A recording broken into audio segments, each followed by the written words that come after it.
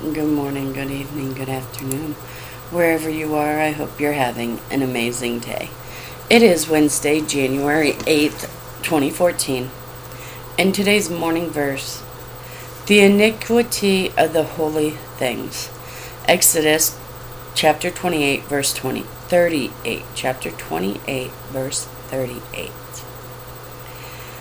And it shall be upon Aaron's forehead, that Aaron may bear the iniquity of the holy things, which the children of Israel shall hallow in all their holy gifts. And it shall be always upon his forehead, that they may be accepted before the Lord. What a veil is lifted up by these words, and what a disclosure it made. It will be humbling and profitable for us to pause a while and see this sad sight. The iniquities of our public worship, its hypocrisy, formality, lukewarmness, irreverence, wandering of hearts, and forgetfulness of God. What a full measure have we there. Our work for the Lord, its emulation, selfishness, carelessness, slackness, unbelief. What a mass of defilement is there. Our private devotions, their laxity, coldness, neglect, sleepiness, and vanity.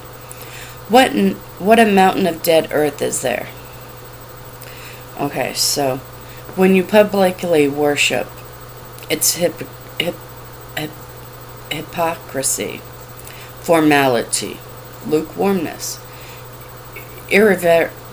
irreverence, wandering of heart, and forgetfulness of God. You're out there just doing it for the acknowledgement. I don't mean you are, but that's what the ones that are out there just to publicly worship, they get the reward right there. They get their fans cheering for them, shouting. It ain't for God, it's for the public. And then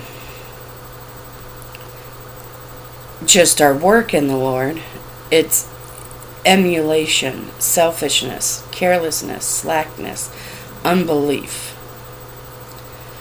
And then our private, like you say your prayers before you go to bed, most people. Or, the other ones that sit up there in the day and say their prayers in their prayer closet. And that the difference between those two is the laxity, the coldness, the neglect, sleeplessness, vanity. If we look more carefully, we should find this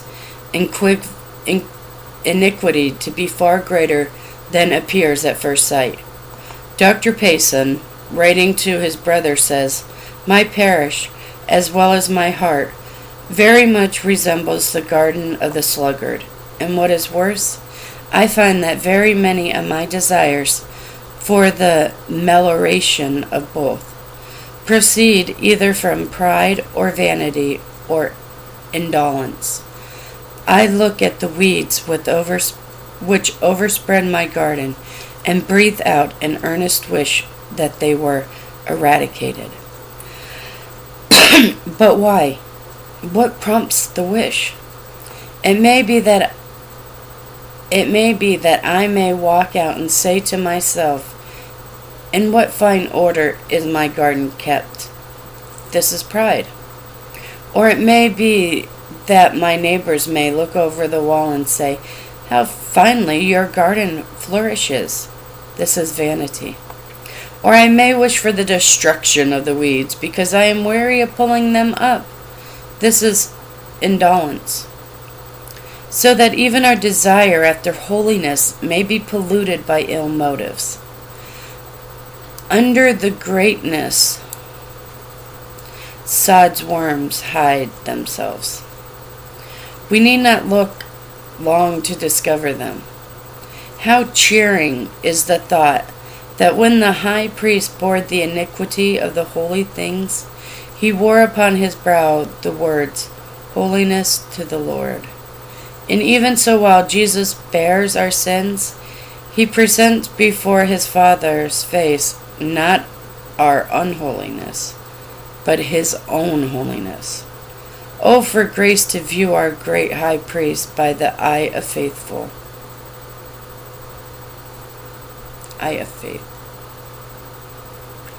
Oh, for grace to view our great high priest by the eye of faith. And that's today's morning verse. The iniquity of the holy things. How do you worship? How do you pray to God? Is it selfish? Do you do it for selfish reasons? Well, let me pray for this person. Maybe I'll get this.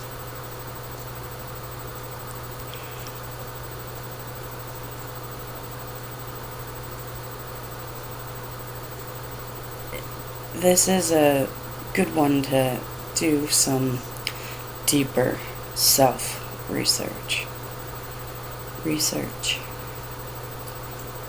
And it makes you want to look back at, ooh, why did I do that? So, alright, my brothers and sisters. Peace be in you. May God have mercy on your soul.